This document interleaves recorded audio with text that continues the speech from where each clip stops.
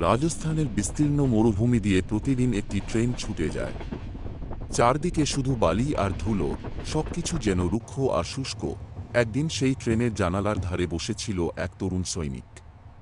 চোখে তার স্বপ্ন, মুখে শান্ত হাসি। ট্রেন চলতে চলতে সৈনিকটি তার ব্যাগ থেকে একটি ডাব বের করল।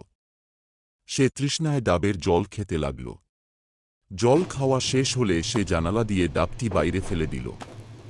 ডাবটি পড়ে গেল রাজস্থানের শুকনো বালির উপর। কিছুক্ষণের মধ্যেই ধুলো উড়ে সেই ডাবটির উপর জমে গেল।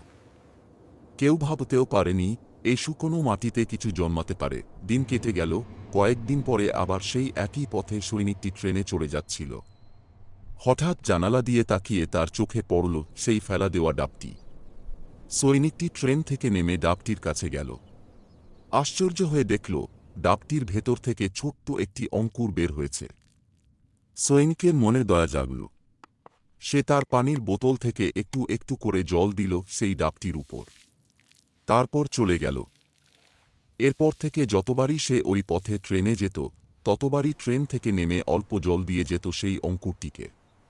দিন যায়, মাস যায়, অঙ্কুরটা ধীরে ধীরে বড় হতে থাকে। অনেক দিন পরে একদিন যখন সৈনিক আবার সেই রাস্তা দিয়ে যাচ্ছিল, সে জানালা দিয়ে তাকিয়ে অবাক হয়ে গেল। ছোট্ট অঙ্কুরটি আর নেই, তার জায়গায় দাঁড়িয়ে আছে এক বিশাল সবুজ গাছ। মরুভূমির মাঝে সেই গাছ যেন জীবনের প্রতীক।